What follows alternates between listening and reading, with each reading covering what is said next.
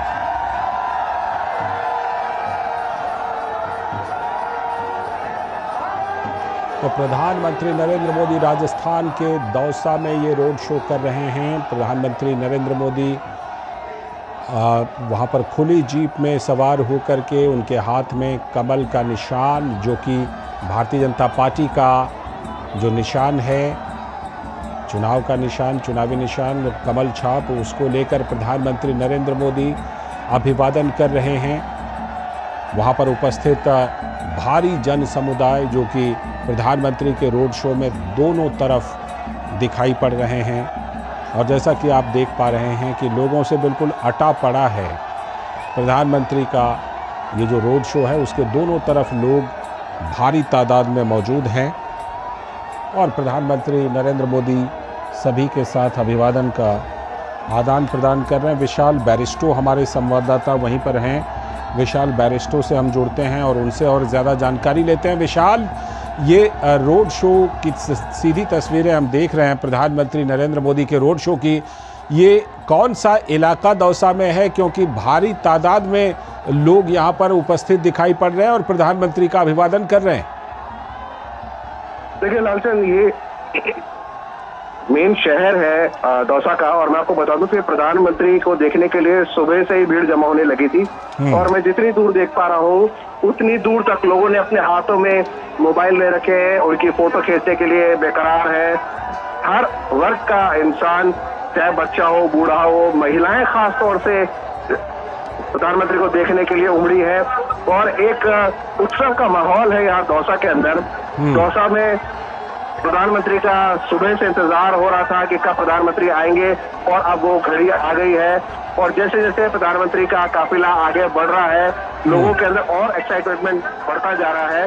सबने अपने हाथों में मोबाइल ले रखे हैं और सड़क के दोनों तरफ स्वागत हो रहा है प्रधानमंत्री का, और लोग एक झलक पाने के लिए प्रधानमंत्री के लिए उत्साहित है और चाहते हैं किसी तरह उस पल को अपने मोबाइल में कैद कर ले।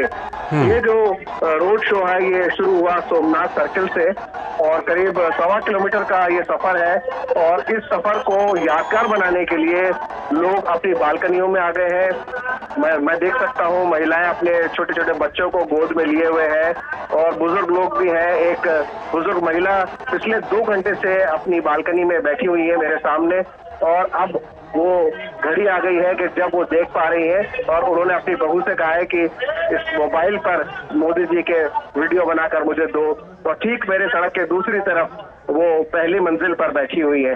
तो एक बहुत एक्साइटमेंट का माहौल है। बीजेपी हमेशा से प्राइम मिनिस्टर पर बैंक करती है हर चुनाव में। आप देख सकते हैं शोर बढ़ रहा है, तालियां बज रही है जैसे जैसे प्रधानमंत्री का काफिला आगे बढ़ता चला जा रहा है। लालचंद जी, जैसा कि हम देख रहे हैं, हम लोग जानते हैं कि जो दौसा है वो पहले राजेश पायलट वहाँ के बड़े नेता होते थे। आजकल उनके सुपुत्र सचिन पायलट कांग्रेस में हैं और कई तरह की बातें, कई तरह की खबरें भी आती रहती हैं। लेकिन ये दौसा वही दौसा है जहाँ प्रधानमंत्री रोड शो कर रहे हैं। तो ऐसे में जो दौसा का जो चुनावी माहौल है विशाल, वो कैसा दिखाई पड़ रहा है? देखिए लालचंद, आपने ठीक कहा, दौसा राजेश पायलट का गढ़ होता था। राजेश पायलट हालांकि राजस्थान से नहीं थे, लेकिन उन्होंने दौसा को चुना। दौसा गुर्जर समुदाय भी की अच्छी खासी पैठ है यहाँ पर, लेकिन ये जनरल कैटेगरी होने के बावजूद भी यहाँ पर मीणा समुदाय के लोग काफी ज्यादा हैं, और यही वजह है कि बीजेपी ने कन्हैया लाल मीणा को मैदान में उतारा है और उनका सामना कर रहे हैं मुरारी लाल मीणा।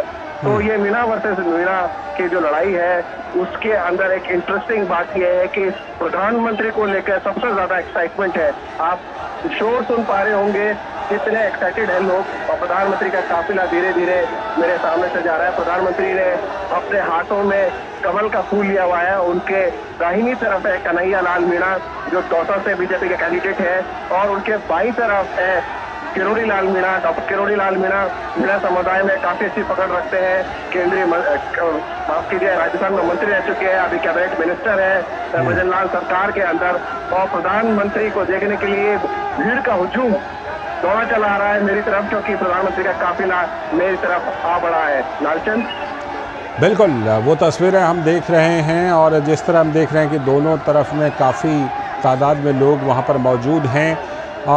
ऐसी खबर है कि इस रोड शो के लिए 4 मंच हैं और 10 जगह पर प्रधानमंत्री का स्वागत किया जा रहा है।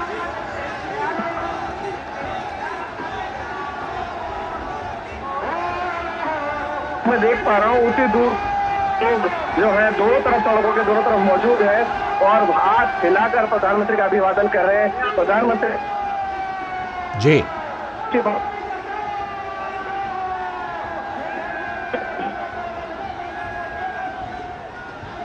लगता है विशाल की आवाज़ कहीं ना कहीं संपर्क उनसे टूट रहा है, लेकिन हमारे संवाददाता विशाल बैरिस्टो बता रहे थे कि किस तरह से दौसा इलाका जो है वो राजनीतिक रूप से कितना महत्वपूर्ण है।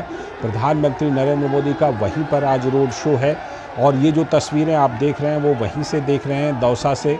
राजस्थान के दौसा में प्रधानमंत्री नरेंद्र मोदी रोड शो कर रहे हैं और हाथ हिलाकर लोगों का अभिवादन कर रहे हैं। प्रधानमंत्री नरेंद्र मोदी। हमारे साथ हमारे सलाहकार संपादक विनोद मिश्र जी भी जुड़े हुए हैं इस पर और ज़्यादा जानकारी देने के लिए। विनोद जी, जो तस्वीरें दिखाई पड़ रही हैं वो अपने आप में दौसा में, राजस्थान में प्रधानमंत्री नरेंद्र मोदी की लोकप्रियता की कहानी को बयां कर रही हैं। जी, लोकप्रियता के प्राइम मिनिस्टर की तो है, उसकी बात साथ साथ आपको हमें ये भी देखना होगा कि जब हम लोग कहते हैं ना कि लोकतंत्र का ये उत्सव है, तो उसमें जो लोगों की पार्टिसिपेशन है उसको भी ये समझना पड़ेगा कि लोग किस तरह से जोग दर जोग आते हैं। और प्राइम मिनिस्टर का रोड शो अगर आपने तमिलनाडु का भी देखा होगा, चेन्नई का भी देखा होगा, आप केरल का भी देखा होगा, आप दूसरे जगह के स्टेट के भी प्राइम मिनिस्टर का रोड शो आपने देखा है इस इलेक्शन के टाइम में। तो ये जब चीजें आपको दिखाई देती है, तब आप अगर याद कीजिए कि जो प्राइम मिनिस्टर मोदी कहते हैं, कल ही जो हिंदुस्तान टाइम्स के एक इंटरव्यू में कहा था कि इस बार का जो चुनाव है वो कम से कम राजनीति में जो पंडित है और राजनीति के जो विद्यार्थी हैं, उन दोनों के लिए एक अध्ययन का विषय होगा। वो इसलिए कह रहे हैं कि जब आप उस रोड शो में लोगों के उत्साह और उमंग को देखते हैं, तो आप यकीन मानिए कि ये उमंग और ये लहर लोगों ने क्रिएट किया है। जो लोग में जो आप देख रहे हैं कि जो प्राइम मिनिस्टर मोदी को किस तरह से रिसिप्रोकेट करते हैं, उनके अभिवादन को लेके और बार बार उनके चेहरों पे जो आप चमक देखते हैं, तो ये जरूर ही अध्ययन की चीज है कि तीसरी बार के लिए प्राइम मिनिस्टर मोदी के लिए अगर इस तरह का जोश अगर लोगों में है, तो शायद दुनिया के किसी डेमोक्रेटिक कंट्री में इस तरह की चीजें आपको नहीं दिखाई दी होगी कि थर्ड टर्म के लिए वहां किसी प्राइम मिनिस्टर और प्रेसिडेंट के लिए इतनी ललक होगी, इतनी लहर होगी। लाल जी, बिल्कुल। आप जब प्रधानमंत्री की बात का जिक्र कर रहे थे, तो प्रधानमंत्री ने अपने इंटरव्यू में ये कहा था कि इस बार की चुनाव की झलक तो जमीन पर दिखाई पड़ रही है और लोग खुद ही नारा लगा रहे हैं। क्या वैसी ही झलक इस समय दौसा से दिखाई पड़ रही है? बिल्कुल। आप जब दौसा की नजारा को आप देखते हैं और इस गर्मी में, इस प्रचंड गर्मी में आप देखिए कि वहाँ के टेम्परेचर को आप अंदाज कीजिए और लोगों के इस भीड़ को जब आप देखते हैं, तो आप देखिए घंटों इंतजार करके दोनों बगल लोग जो खड़े हुए हैं और वो सिर्फ एक झलक नहीं देखना चाहते हैं, वो सीधे प्राइम मिनिस्टर मोदी के साथ में अपने उत्साह और उमंग को भी दिखाना चाह रहे हैं। तो और हर को प्राइम मिनिस्टर मोदी आप देखिए कि उस तरीके से तस्वीरों में आपको दिखाई दे रहा है कितने हुजूम में कारवां चला हुआ है। अब उस कारवां के तक पहुंचते पहुंचते प्राइम मिनिस्टर मोदी अभी 1-2 किलोमीटर चले होंगे। अब कल्पना कीजिए कि वहां इतने किलोमीटर तक ऐसे ही लोग खड़े हुए हैं। तो ये मानना पड़ेगा जो बात आप कह रहे थे कि ये जो लहर है उस जनता में ये लहर रही है। और फ्रंट फुट पे अगर आप कहिए कि इस चुनाव में अगर कोई खेल रही है तो वो जनता खेल रही है। राजनीतिक दल तो और राजनीतिक नेता तो पीछे है। और ये चीजें जब आप मोदी को देखते हैं और उनके साथ में वो जुलूस और उनके साथ में रोड शो का वो नजारा देखते हैं तो अद्भुत, ये शायद दुनिया के शायद किसी कंट्री में अपने किसी शासक, अपने किसी प्रधानमंत्री के लिए ऐसा नजारा हमें कभी देखने को नहीं मिला था। ये बात तो आपने बिल्कुल सही कही, क्योंकि कई बार जब प्रधानमंत्री नरेंद्र मोदी किसी विदेशी मेहमान नेता के साथ जब उनको लोगों के बीच लेकर जाते हैं तो जो लोगों का रिस्पांस होता है उसको देख करके कई बड़े विदेशी नेता भी कहते हैं कि भाई ये चीज़ तो भारत में ही मिलती है, ये कहीं और नहीं मिल पाती इतनी ज़्यादा लोगों का रिस्पांस। लेकिन अभी जैसे विशाल बैरिस्टो से हम बात कर रहे थे अपने संवाददाता से, तो विशाल बैरिस्टो ने बताया कि दौसा में मीणा वर्सेस मीणा इस बार है। और हम देख रहे हैं कि अभी उत्तर प्रदेश के मुख्यमंत्री योगी आदित्यनाथ भी यहाँ पर आए थे और राजस्थान के मुख्यमंत्री भजन लाल ने भी वहाँ रोड शो किया था और आज प्रधानमंत्री नरेंद्र मोदी भी रोड शो कर रहे हैं। नदी में इस कास्ट के समीकरण की जब बात आती है और जब ये राजनीतिक पंडित लोग ये कास्ट इक्वेशन को मिलाते हैं और बताते हैं तो शायद इतना यकीन करने वाला नहीं रहता है। किसी इलाके में मान लीजिए किसी की 10% सीट होगी, कास्ट का इक्वेशन होगा, 20-15% होगा, लेकिन क्या ये सारे कास्ट में और सारे लोग जब तक नहीं मिलते क्रॉस पूरे सोसाइटी तब तक आप जानते, हमें लगता है कि कोई पार्टी कैंडिडेट वहां पे अपना जीत का दावा कर सकता है। तो मुझे उन चीजों पे उतना भरोसा नहीं है। हमें ये भरोसा है कि जब आप ये लोगों में उत्साह और ललक देखते हैं, ये हाथ हिलाते हुए लहराते हुए लोगों की आप तस्वीर देखते हैं कि हर एक हाथ उस भीड़ में से खड़ी हुई है, उस भीड़ में से खड़ा है, तो इसमें आप कास्ट तो कम से कम नहीं गिन सकते कि कौन किसके लिए लड़ रहा है और कौन किसके लिए ये कर रहा है। वो पूरे उस समाज की, उस सोसाइटी की, उस पूरे एक संवेद स्वर इसको बोलते हैं। और जब ये स्वर बोलता है तब आप कहते हैं कि एक नेतृत्व की बात होती है और तब आप कहते हैं कि पीएम मोदी इस दौर का सबसे बड़ा जननायक है। तो ये भीड़ बताती है, न कि हम पीएम के किसी स्पीच से और किसी इस बात से हम इस बात को समझते हैं। इन लोगों की इस भीड़ से, लोगों की उत्साह से समझते हैं कि भीड़ तो इस दौर में रोड शो में आप देख रहे होंगे सारे नेताओं की रोड शो होती है, सारे रोड नेताओं की अभी रैलियां हो रही है, लोग सब जगह वेलकम कर रहे हैं, हर जगह लोग जा रहे हैं, हर पार्टियों के नेताओं के लोगों में भीड़ जुटती है। लेकिन ये उत्साह और ये जो आंखों में चमक है, ये जो हाथ हिलाते हुए लोगों का अभिवादन है, ये शायद कम देखने को मिलता है। बिल्कुल यही फर्क है, ये फर्क नजर आ रहा है। हमारे संवाददाता, आप बने रहिएगा हमारे साथ हमारे संवाददाता शैलेंद्र मिश्र भी जुड़ रहे हैं। शैलेंद्र, जिस तरह से प्रधानमंत्री नरेंद्र मोदी धुआंधार चुनावी कार्यक्रम कर रहे हैं राजस्थान में, हम जानते हैं कि साल 2014 को ले लीजिए, 2019 को ले लीजिए, राजस्थान की सारी सीटें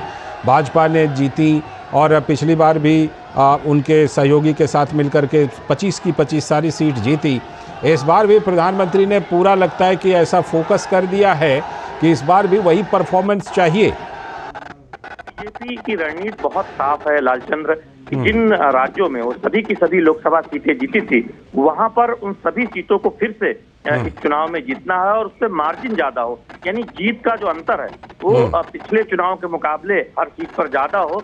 ये प्रयास बीजेपी कर रही है, इसीलिए हर सीट पर, हर बूथ पर 370 मत ज्यादा मिले, इसके लिए बूथ कार्यकर्ताओं को जिम्मेदारी दी गई है। और इन तस्वीरों से बीजेपी के जो रणनीतिकार है वो बहुत उनकी आशा बड़ी भी होगी कि जब उनके सबसे बड़े स्टार प्रचारक धुआंधार प्रचार कर रहे हैं, चुनावी जनसभाओं को संबोधित कर रहे हैं, रोड शो कर रहे हैं, तो इन तस्वीरों में उभर रही भीड़ से बीजेपी को लगता है कि उनका जो एक लक्ष्य है 400 सीटों का एनडीए के साथ और 370 सीटें बीजेपी अपने दम पर इस लोकसभा चुनाव में जीते, उसके लिए राज्य दर राज्य जो रणनीति बनाई गई है उस पर भारतीय जनता पार्टी आगे बढ़ती हुई दिखाई दे रही है। दरअसल बीजेपी को लगता है कि प्रधानमंत्री नरेंद्र मोदी की लोकप्रियता और उन्होंने जो अथक मेहनत की है पिछले 10 वर्षों में, जो देश में तमाम क्रांतिकारी काम हुए हैं, बदलाव हुए हैं, सकारात्मक बदलाव लोगों के जीवन में आया है, उससे भारतीय जनता पार्टी का जो आधार है वो जमीनी स्तर पर बढ़ा है। नए मतदाताओं को बीजेपी अपने साथ जोड़ने में सफल रही है और ये संख्या दिखाती है कि दुनिया की आज सबसे ज्यादा सदस्य संख्या वाली पार्टी भारतीय जनता पार्टी है, सबसे बड़ा बीजेपी का संगठन है। और हम देख रहे हैं कि तमाम दलों के नेता चुनाव के ऐलान से पहले ही और लगातार हम देख रहे हैं खासतौर पर कांग्रेस पार्टी के कई नेता कांग्रेस छोड़कर बीजेपी में शामिल हुए हैं। ये दिखाता है कि बीजेपी के प्रति लोगों का आकर्षण या तो बढ़ रहा है या फिर बीजेपी उसको बढ़ाने में कामयाब होती हुई दिखाई दे रही है। तो ये दावा भारतीय जनता पार्टी के नेता करते रहे हैं और ये तस्वीरें उनके दावा को और पुख्ता भी करती हैं। जब हम देखते हैं कि उत्तर हो या दक्षिण हो, राजस्थान हो या मध्य प्रदेश हो या फिर दक्षिण भारत का तमिलनाडु हो, जब प्रधानमंत्री नरेंद्र मोदी के रोड शो में इस तरह की तस्वीरें दिखाई देती हैं जहां बड़ी संख्या में महिलाएं, बड़ी संख्या में युवा रोड शो में भागीदार होते नजर आते हैं, तो ये तस्वीरें भारतीय जनता पार्टी के लिए बहुत एक सुखद अनुभूति कराती हैं कि वो जिस लक्ष्य को लेकर लोकसभा चुनाव में आगे बढ़ रहे हैं, जिन राज्यों में सहयोगी हैं या जिन राज्यों में वो अपने दम पर ही सभी सीटों पर चुनाव लड़ रहे हैं, ऐसे राज्यों में निश्चित तौर पर उन्हें अपनी रणनीति पर आगे बढ़ेंगे। क्योंकि जब भी चुनाव होता है राजनीतिक दल ये कोशिश करते हैं कि पिछले चुनाव के मुकाबले वो बेहतर प्रदर्शन करें, लेकिन जब आप पहले से ही किसी राज्य में शानदार प्रदर्शन कर चुके होते हैं तो एक चुनौती होती है उस प्रदर्शन को बरकरार रखने की, और बीजेपी इस बात को बखूबी समझती है। इसीलिए 2014 के मुकाबले 19 में मत प्रतिशत बढ़ाने का लक्ष्य रखा गया था और बीजेपी ने उसमें एक सफलता हासिल की थी, और 19 के मुकाबले अब 24 में बीजेपी ने उस मत प्रतिशत को और आगे ले जाने का रखा है, जिससे कि शानदार सफलता उन राज्यों में भी हासिल की जा सके जहां पर हमने देखा था कि एक तरह से क्लीन स्वीप बीजेपी ने किया था 2019 के लोकसभा चुनाव में। गुजरात जैसे राज्य हो, राजस्थान जैसे महत्वपूर्ण राज्य जहां पर हमने देखे कि शानदार सफलता मिली थी।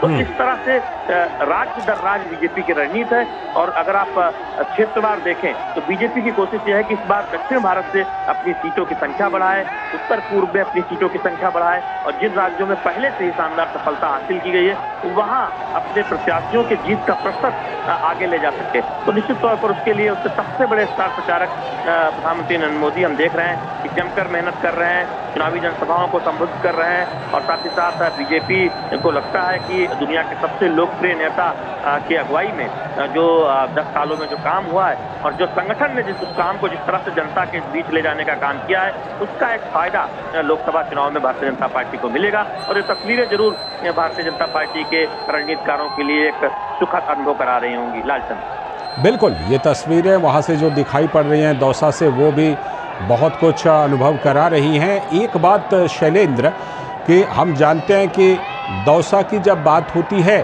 तो पायलट का नाम आता है, राजेश पायलट और अब सचिन पायलट, लेकिन 2014 रहा हो या फिर 2019, भारतीय जनता पार्टी ने इस सीट पर भी परचम लहराया था।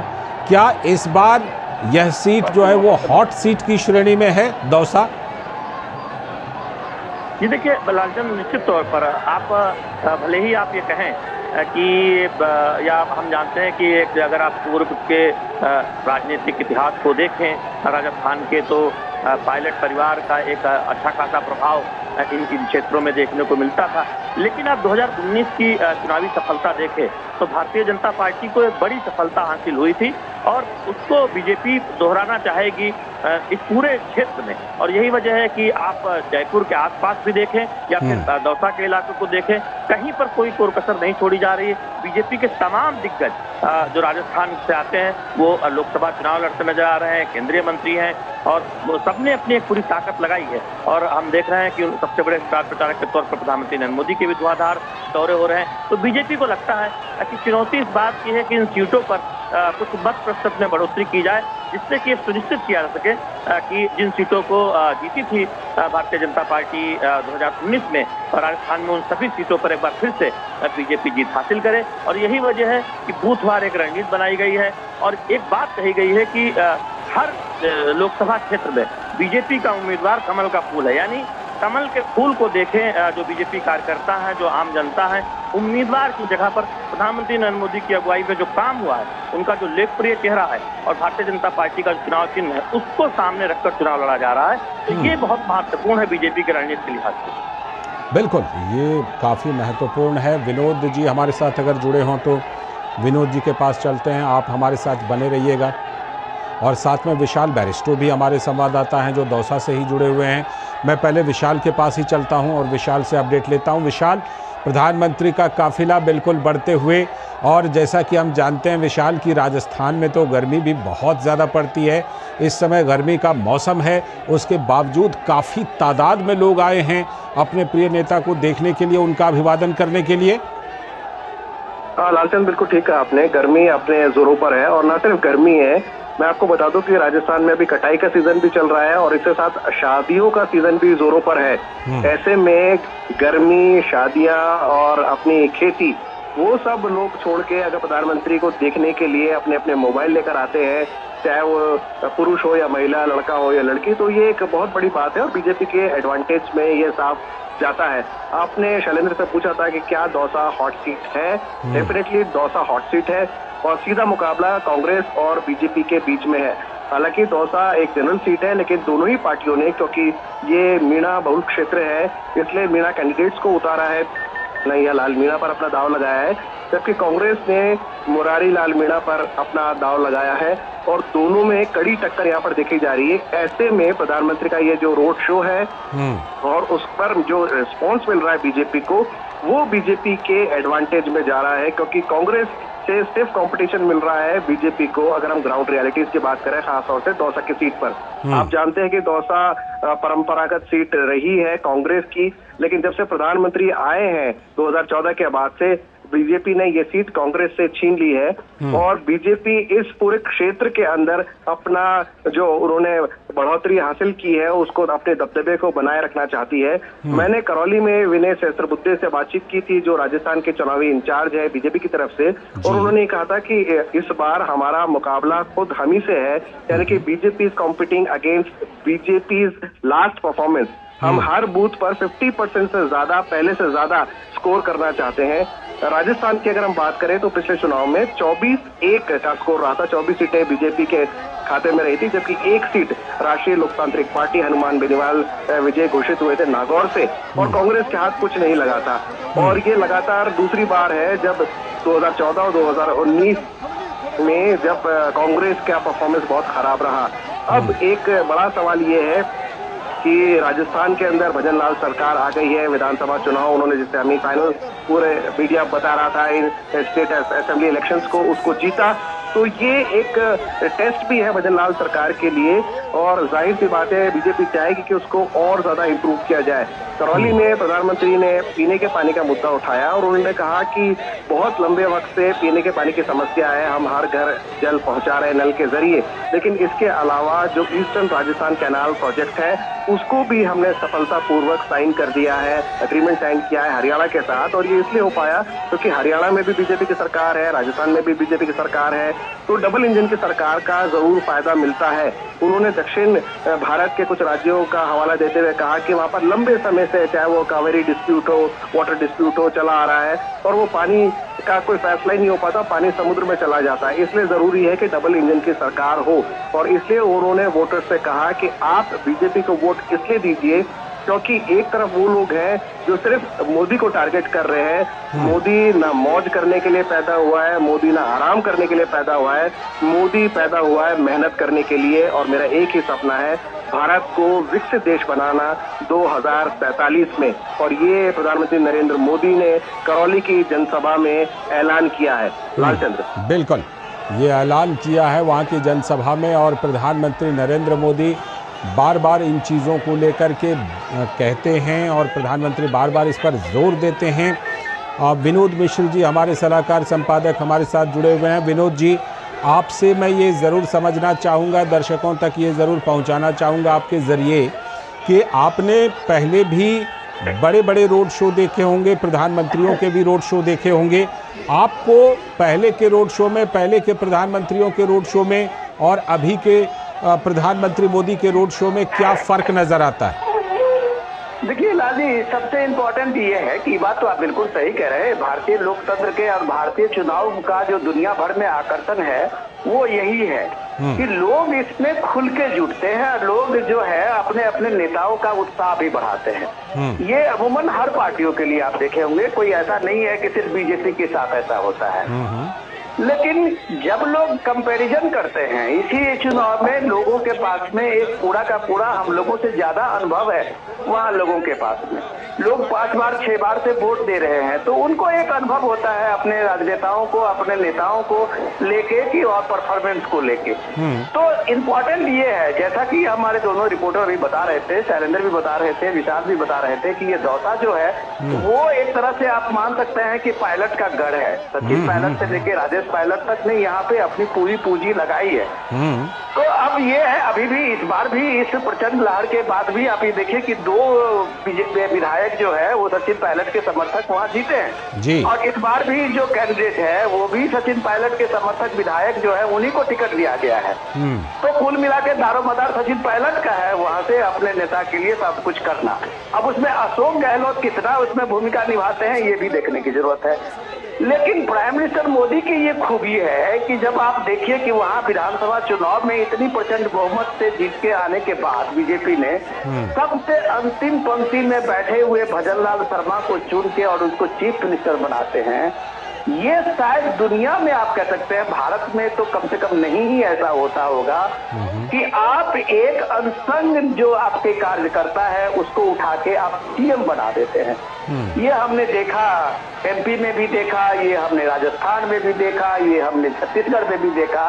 वो नेता को लाके आप फ्रंट पे लाते हैं जो नेता आपके अंतिम कतार में बैठे हुए होते हैं। तो ये जो उत्साह है यहाँ कार्यकर्ताओं की, शायद ये उत्साह दूसरी पार्टियों में नहीं होती है, क्योंकि हर कार्यकर्ता वहाँ पे सीधे प्राइम मिनिस्टर मोदी से कनेक्ट है। हर कार्यकर्ता की जो अपील, पीएम की जब अपील होती है तो वो हर कार्यकर्ता के साथ सामने से वो अपील को वो एकदम ऐसे एक्सेप्ट करता है जैसे लगता है कि कप्तान का आया हुआ वो आदेश है। तो ये जो स्पिरिट है, टीम स्पिरिट, ये बीजेपी की सबसे बड़ी खूबी है जो शैलेंद्र भी बता रहे थे। उस टीम स्पिरिट के साथ में आप ये देखिए, ये जो कार्यकर्ताओं का मनोबल है वो भी इस भीड़ के साथ में है कि एक एक कार्यकर्ता इस दौसा के इसमें जुटे होंगे और उसके साथ लोगों का जो आकर्षण है पीएम मोदी का, वो उसका एक प्लस पॉइंट होता है, वो एडवांटेज देता है जिसको आप वैल्यू एडिशन कहते हैं। तो आप ये देखिए कि ऐसा रोड शो, आप जब कह रहे थे कि रोड शो ऐसा क्यों नहीं होता दूसरे का, तो रोड शो होता है। आप इस शहर में आप घूम ले 1 किलोमीटर के दौर में तो बहुत लोग देखने के लिए भी आ जाते हैं, लेकिन ये लंबा रोड शो कहीं 5 किलोमीटर कहीं 6 किलोमीटर, गुजरात में हम लोगों ने पिछली बार देखा 18 किलोमीटर का रोड शो, और उस इतने बड़े रोड शो में दोनों बगल लोग सड़क के दोनों किनारे खड़े हैं, हजारों हजार के संख्या में खड़े हैं। अच्छा, दौसा का ही सीन दिख लीजिए, आपको लग नहीं रहा होगा कि कोई उसमें से जवान हो या बूढ़े हो, बच्चे हो, जो घर में होंगे वो सब के सब निकल के बाहर आए होंगे पीएम मोदी को एक तरह से अभिवादन देने के लिए, एक तरह से उनका अभिवादन लेने के लिए। तो ये जो उत्साह है, ये जो उमंग है, ये नरेंद्र मोदी को इस दौर का सबसे बड़ा जननायक बनाता है। तो इसके पीछे ये लोगों का आकर्षण है, इसके पीछे लोगों का उत्साह है। इस उत्साह को जोड़ने में वहाँ के वो कार्यकर्ता भी है, वहाँ के वो लोकल जो वहाँ पे टीम है उसकी भी है कि वो इस मोमेंटम को बनाते हैं सिर्फ इस बात से कि मोदी अपने हर कार्यकर्ता, छोटा हो या बड़ा हो, सबके साथ कनेक्टेड है। ये सबसे बड़ी खूबी होती है लाल जी। और वो कनेक्शन ना, वो कनेक्शन बिल्कुल जिसको कहते हैं रेसिप्रोकेट होना, वो दिखाई पड़ता है दोनों तरफ से। प्रधानमंत्री जिस तरह से अभिवादन का आदान प्रदान करते हैं और जिस तरह से वहाँ पर उपस्थित जन समुदाय भी अभिवादन का आदान प्रदान करती है। शैलेंद्र हमारे साथ जुड़े हुए हैं। शैलेंद्र, जिस तरह से हम देखते हैं कि आज जैसे प्रधानमंत्री का ये रोड शो हो रहा है, 2 जनसभाएं भी प्रधानमंत्री ने की उधमपुर में और बाड़मेर में, तो प्रधानमंत्री का जो ये चुनावी कार्यक्रम तय होता है, इसमें कहीं ना कहीं इन दोनों चीज़ों को शामिल किया जाता है क्या, कि जिसमें कि जनसभाएं भी हों, रोड शो भी होते रहें प्रधानमंत्री के देश के अलग अलग हिस्सों में? अपने प्रधानमंत्री नरेंद्र मोदी का जितना संभव हो सके उतनी उनके कार्यक्रम प्रस्तावित करती है, और उसमें जनसभाएं हो, रोड शो हो और बूथ कार्यकर्ताओं से वीडियो कॉन्फ्रेंसिंग के जरिए बातचीत हो, ये कोशिश की जाती है। और यही वजह है कि हर राज्य में रोड शो भी हो, चुनावी जनसभाएं भी महत्वपूर्ण जगहों पर हो, ये सुनिश्चित करने का प्रयास किया जाता है। और यही वजह है कि हम देख रहे हैं कि जिन राज्यों में पहले और दूसरे चरण में चुनाव है, वहां पर प्रधानमंत्री नरेंद्र मोदी की धुआंधार चुनावी जनसभाएं और रोड शो दिखाई दे रहा है, रोड शो हो रहा है। हमने चेन्नई में देखा प्रधानमंत्री नरेंद्र मोदी का रोड शो, जहां पर पूरे तमिलनाडु में पहले चरण में मतदान होना है। राजस्थान में देख रहे हैं प्रधानमंत्री नरेंद्र मोदी का ये रोड शो। इसके साथ ही साथ हमने मध्य प्रदेश की जो सांस्कृतिक नगरी है, जब वहाँ हमने प्रधानमंत्री नरेंद्र मोदी का रोड शो देखा, और तमाम हम धुआंधार जनसभाएं तमिलनाडु में, उत्तर प्रदेश में, मध्य प्रदेश में, राजस्थान में देख रहे हैं। तो ये दिखाता है कि बीजेपी अपने सबसे लोकप्रिय नेता की जमकर चुनावी जनसभा के साथ साथ रोड शो आयोजित कर रही है। इसकी एक वजह भी है, बीजेपी बखूबी जानती है कि प्रधानमंत्री नरेंद्र मोदी का जो कनेक्ट है वो आम जनता के साथ कितना गहरा है। प्रधानमंत्री नरेंद्र मोदी संवाद में यकीन करते हैं, और जितना संभव होता है वो विभिन्न राज्यों के दौरे करते हैं, वहाँ लोगों से संवाद करते हैं, और उनका एक सीधा कनेक्ट, खासतौर पर हम युवा वोटर्स में और महिला जो वोटर्स हैं, जो लाभार्थी योजनाओं से जिनको फायदा हुआ है, जो कल्याणकारी योजनाओं से जिनका जीवन बदला है, उनमें एक प्रधानमंत्री नरेंद्र मोदी को लेकर एक विशेष प्रेम दिखता है कि प्रधानमंत्री नरेंद्र मोदी की अगुवाई में केंद्र सरकार ने तमाम योजनाओं से उनका जीवन बदला है। तो वो एक कनेक्ट दिखता है, और दुनिया के एक सबसे बेहतरीन भाषण शैली वाले नेता के तौर पर प्रधानमंत्री नरेंद्र मोदी जाने जाते हैं। तो कैसे जनता से कनेक्ट करना है चुनाव के दौरान भी प्रधानमंत्री बखूबी जानते हैं, और जहां भी प्रधानमंत्री जाते हैं वहां के स्थानीय जो परिवेश होता है उससे कनेक्ट होते हैं, जो स्थानीय संस्कृति होती है उसका जिक्र करते हैं। तो इससे लोगों को के बीच कनेक्ट होने में एक तरह से बहुत आसानी भी होती है, और एक रिस्पांस दिखाई देता है। विनोद जी बात कर रहे थे कि बाकी नेताओं की भी जनसभा होती है, बाकी नेताओं के भी रोड शो होते हैं, लेकिन वो कनेक्ट शायद जो प्रधानमंत्री नरेंद्र मोदी के रोड शो में, उनके चुनावी जनसभाओं में दिखाई देता है, वो बाकी नेताओं में नहीं दिखाई देता। उसकी वजह यही है कि प्रधानमंत्री नरेंद्र मोदी की जो शैली है लोगों से जुड़ने की, वो अलग है, वो बहुत शानदार है, और दुनिया इस बात को जानती है। तभी तमाम सर्वे में वो दुनिया के सबसे लोकप्रिय नेता के तौर पर उभर कर आते हैं। और बीजेपी के लिए तो एक तरह से बीजेपी इस बात को जानती है कि उनके लोकप्रिय नेतृत्व में वो चुनाव दर चुनाव एक नई सफलता हासिल करती जा रही है, चाहे राज्यों के चुनाव हो, या फिर 2014-2019 के लोकसभा चुनाव हो, या फिर बीजेपी 2024 में जो एक लक्ष्य लेकर आगे बढ़ रही है। तो इन तस्वीरों में दिखता भी है, जब कोई घंटों से इंतजार करता है प्रधानमंत्री नरेंद्र मोदी का, कोई छात्र कलाकृति बनाए प्रधानमंत्री नरेंद्र मोदी से मिलना चाहता है,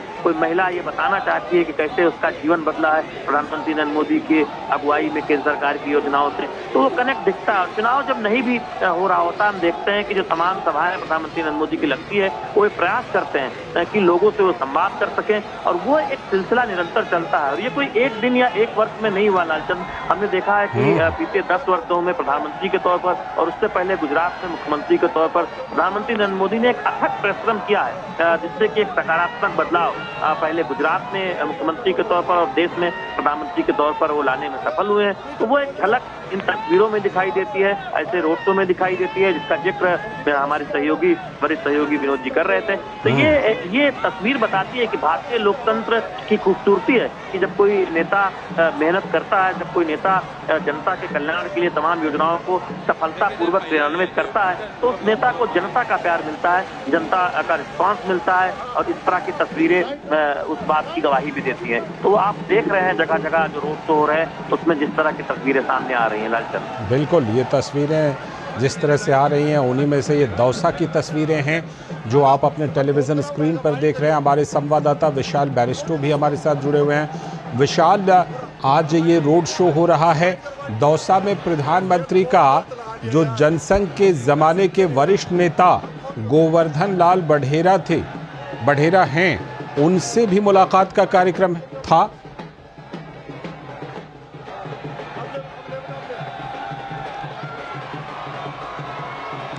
विशाल, आप तक आवाज आ रही है?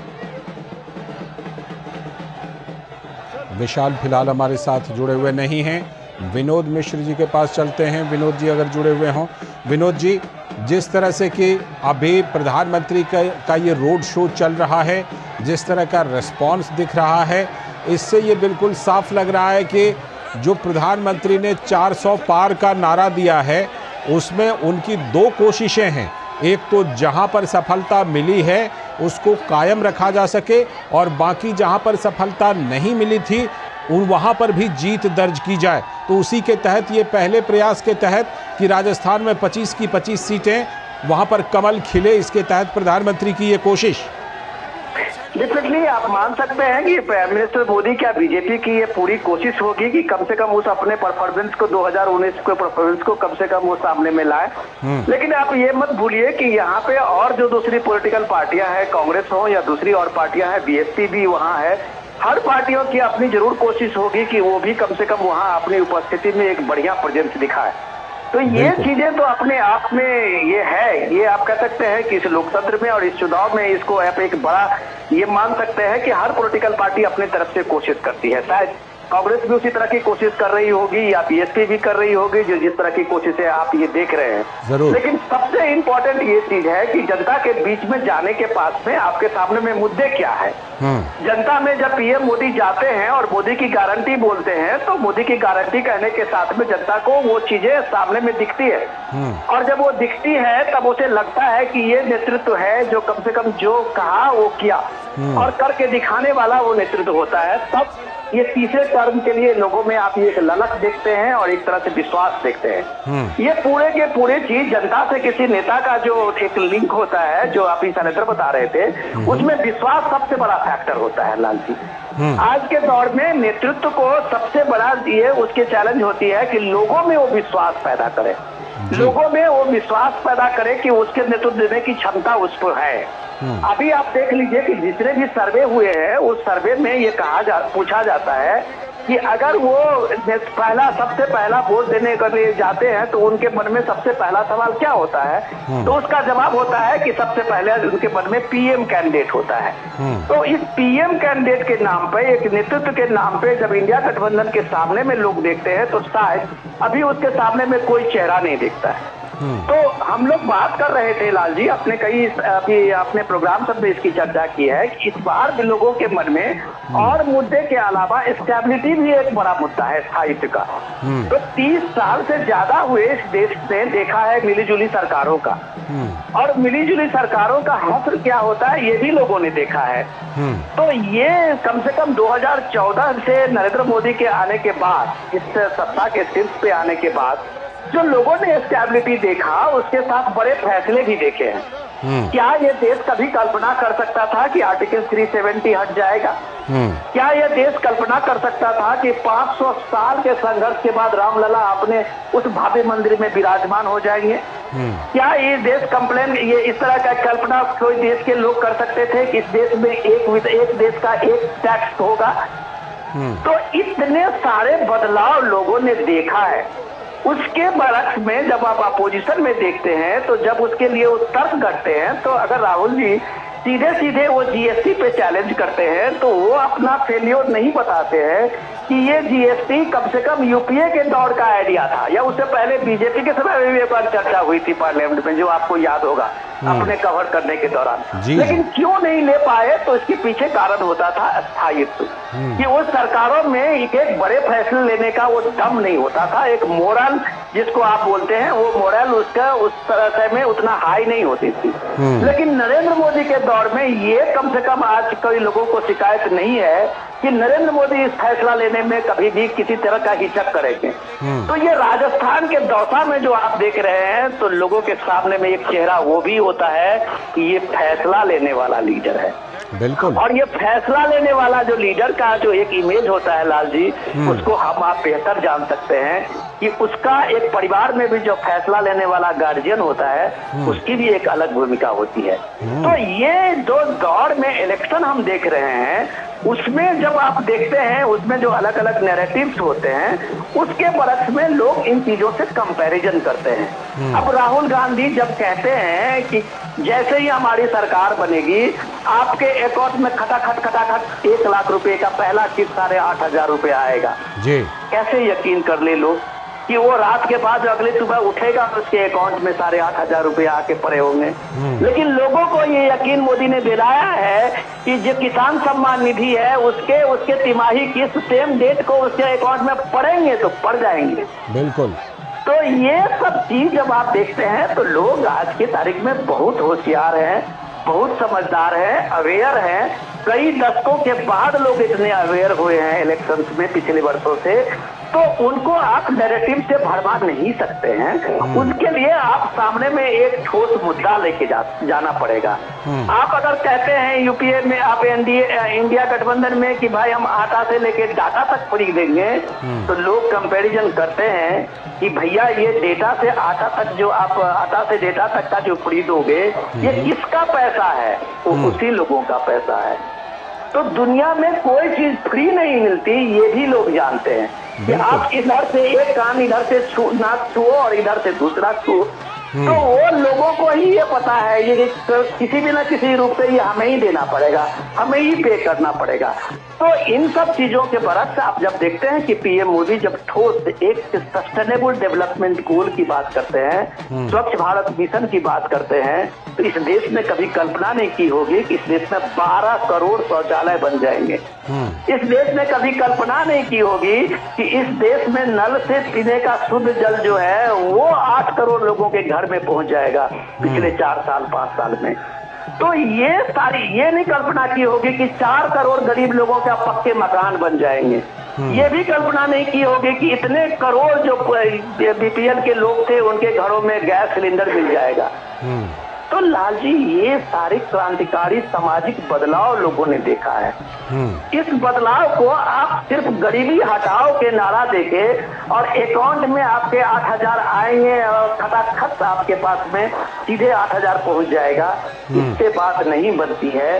इसके लिए करके दिखाना होता है और आपने जो अब तक नहीं किया है वो आप लोगों को भ्रम में नहीं डाल सकते हैं कि लोगों को अपने नेतृत्व पे भरोसा है कि कल जो भी कुछ करेगा वो पीएम मोदी करेगा। लोग कह रहे थे कि अगर ये ऐसा हो सकता है, अगर ऐसा हो सकता है, तो वो एक सवाल जरूर पूछते हैं कि ये करने वाला कौन है सामने में। तो वो सामने में करने वाला अगर पीएम मोदी है तो इसलिए लोगों की आप ये भीड़ देखते हैं जो उसके साथ विश्वास का ये कनेक्शन है, और यही विश्वास पीएम मोदी के लिए सबसे बड़ा आधार है।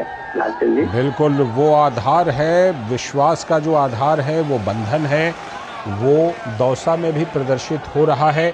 शैलेंद्र मिश्र हमारे साथ जुड़े हुए हैं। शैलेंद्र, भारतीय जनता पार्टी, प्रधानमंत्री नरेंद्र मोदी स्थायित्व को, मजबूत सरकार को भी एक बड़ा मुद्दा बना रहे हैं और ये कहीं ना कहीं देश भर की जनता को अपील करती हुई नजर आ रही है क्या?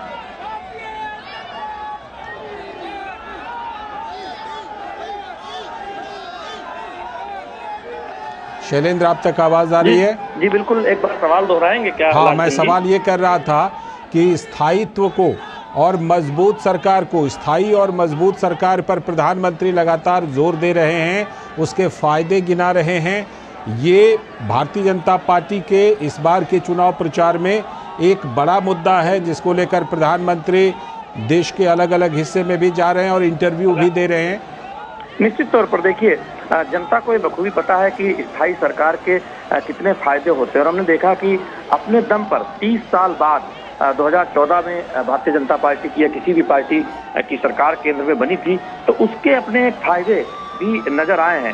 राज्यों में भी जब हम पूर्ण बहुमत की सरकार देखते हैं तो ऐसी सरकारें स्थायित्व देती है, और ये कहा जाता है कि स्थायी सरकार ही विकास की गति को आगे बढ़ा सकती है, तमाम योजनाओं को आगे बढ़ा सकती है। तो वो एक मुद्दा है। बीजेपी ये कहती है कि देखिए, एक तरफ इंडी गठबंधन के लोग हैं जो सिर्फ अपने परिवार को बचाने के लिए या फिर अपने भ्रष्टाचार को बचाने के लिए एक साथ आए हैं, और उनमें कोई विजन नहीं है, कोई कॉमन प्रोग्राम नहीं है, कोई एजेंडा नहीं है। वो सिर्फ प्रधानमंत्री नरेंद्र मोदी के विरोध और बीजेपी के विरोध के लिए एक हुए हैं। तो इस बात को जनता तक पहुंचाने की जोर शोर से कोशिश हो रही है बीजेपी की तरफ से, और हमने देखा है कि बीजेपी को लगता है कि परिवारवाद, भ्रष्टाचार के साथ साथ स्थायित्व का जो मुद्दा है उससे वो बीजेपी जनता को लुभाने में कामयाब होगी। और यही वजह है कि इस बात को बहुत बीजेपी कहती है कि 2014 के बाद आप देखिए, जब स्थायी सरकार, एक पूर्ण बहुमत की सरकार केंद्र में आई, जिसमें तमाम दलों एनडीए के साथ सहयोगियों को भी साथ लिया गया, तो उसने तमाम बड़े फैसले किए, तमाम ऐसे फैसले किए